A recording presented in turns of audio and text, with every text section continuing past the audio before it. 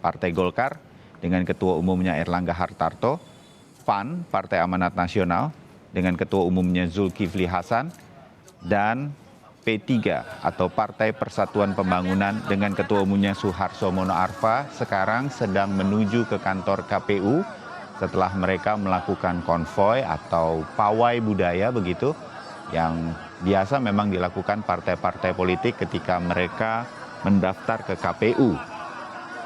Kita mencoba untuk melihat dari dekat kamera yang kami siarkan secara langsung dari depan kantor KPU. Ini mendekati di depan gerbang kantor KPU. Kita sudah melihat di pojok kiri atas Erlangga Hartarto didampingi dengan Zulkifli Hasan, dan sebentar mungkin sedikit terlihat Suharto Mono Arfa. Iya.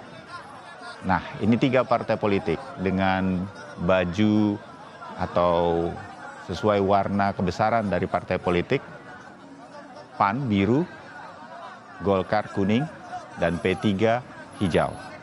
Rombongan budaya sudah lewat dan sekarang ketiga ketua umum partai politik ini akan masuk ke dalam kantor KPU untuk menjalani prosesi di dalam.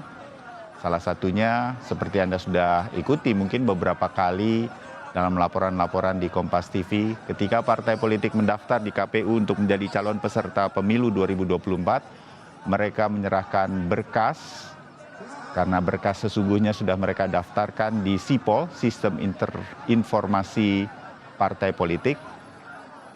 Jadi ini akan menyerahkan beberapa berkas sebagai formalitas, kemudian menyanyikan mars dari partai politik, akan ada sambutan dari masing-masing ketua umum partai politik, dibalas oleh ketua KPU nanti, dan setelah itu akan ada keterangan pers dari partai politik yang mendaftar.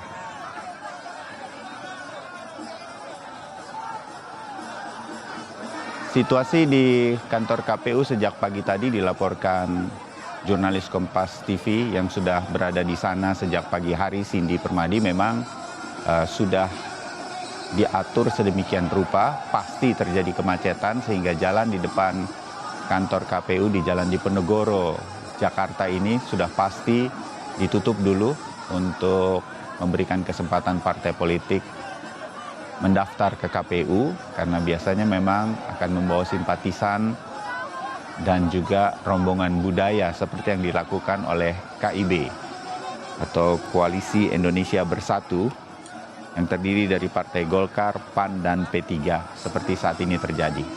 Nanti yang boleh masuk ke dalam ruangan KPU, saya tidak mengerti kalau ada 3 partai politik. Nanti kita akan lihat, karena biasanya satu partai politik hanya dibatasi 12 orang saja yang bisa masuk ke dalam. Kita sedikit lihat bagaimana petugas keamanan KPU cukup ketat menjaga jumlah orang yang bisa masuk. Karena memang situasinya akan sangat terbatas dan di dalam bisa berjalan dengan lancar nanti. Nah, selanjutnya para pendukung partai politik atau simpatisan dari masing-masing partai politik akan berada di depan gedung KPU.